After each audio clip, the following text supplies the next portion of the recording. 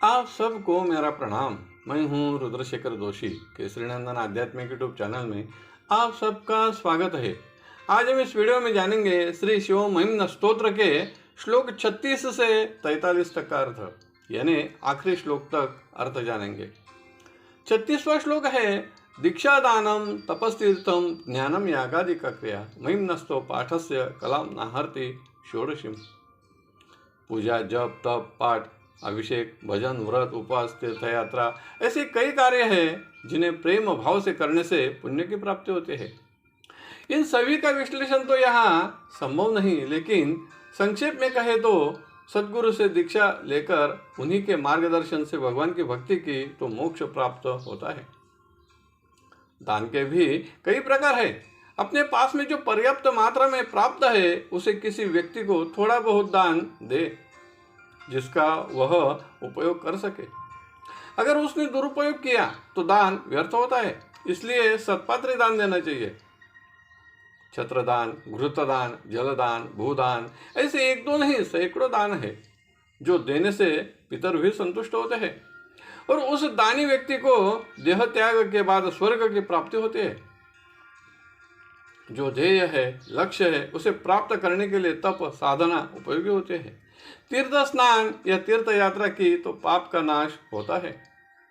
अपने पास जो ज्ञान है वह जिन्हें प्राप्त करने की इच्छा है, कामना है, उन्हें दिया तो ज्ञान की वृद्धि तो होती है, मोक्ष भी प्राप्त होता है, जिससे जन्म मृत्यु का चक्र ही बंद हो जाता है। यज्ञ याग करने से अपनों के साथ साथ सभी का कल्याण कर सकते हैं, लेकिन अगर श्री शिव महिम्न स्तोत्र का पाठ नित्य नियमित रूप से किया तो इन सभी कर्मों से प्राप्त होने वाले पुण्य फल से 16 गुना पुण्य फल प्राप्त होता है। आगे का श्लोक है, कुसुम दशन नामा सर्वगंधर्व राजा शिशु शशिधर मौलेर देव देवस्य दासा स खलु निज महिम्नो भ्रष्ट एवा सरोषा स्तवनमिदम कार्षित दिव्य दिव्यम महिम्न। इस श्लोक में एक कथा वर्णित है जो पहले एक वीडियो में प्रस्तुत की है। संक्षेप में इस प्रकार है, पूर्व काल में श्री पुष्पदंत नाम का एक गंधर्व राजा था। वह भगवान शिव जी की भक्ति करता था। एक दिन उसका पैर शिव निर्माल्य पर पड़ गया, जिससे उसने बहुत कष्ट सहे और शिव जी को प्रसन्न करने के लिए दृढ़ प्रेम भाव से जो स्तुति की वही श्री शिव महिम्न के रूप से जानी जाती है।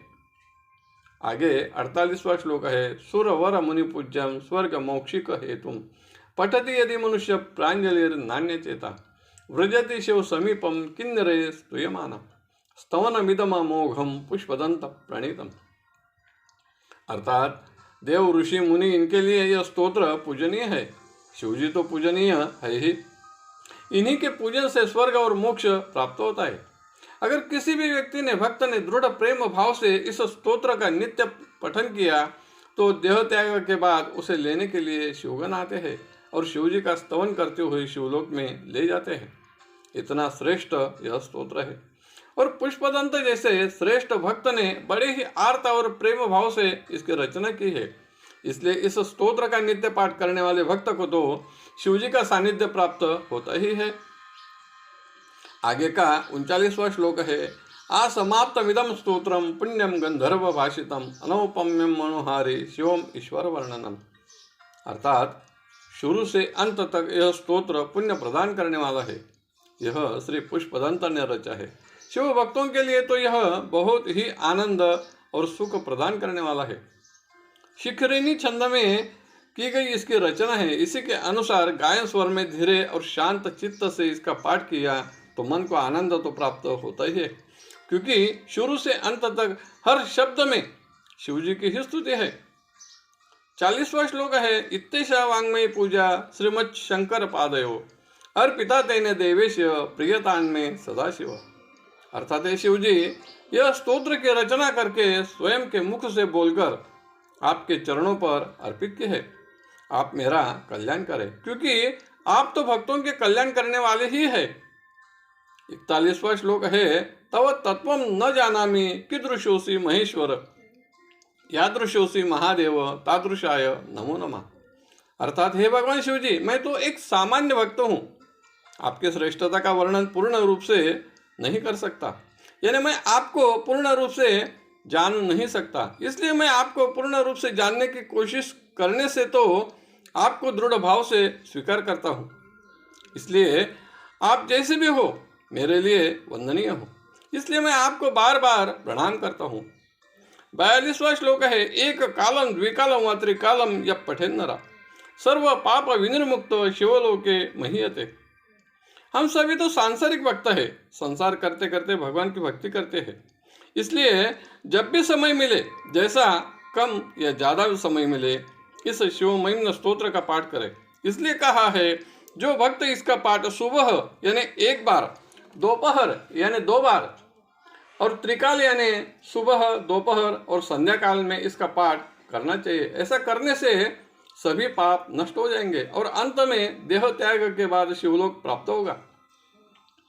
आगे 43वां श्लोक है, श्री पुष्पदंत मुख पंकज निर्गतेन स्तोत्रेण किल्बिष हरेण हरप्रियेण कंठस्थितेन पठितेन समाहितेन सुप्रीणितो भवति बुद्धपतिर्महिषा।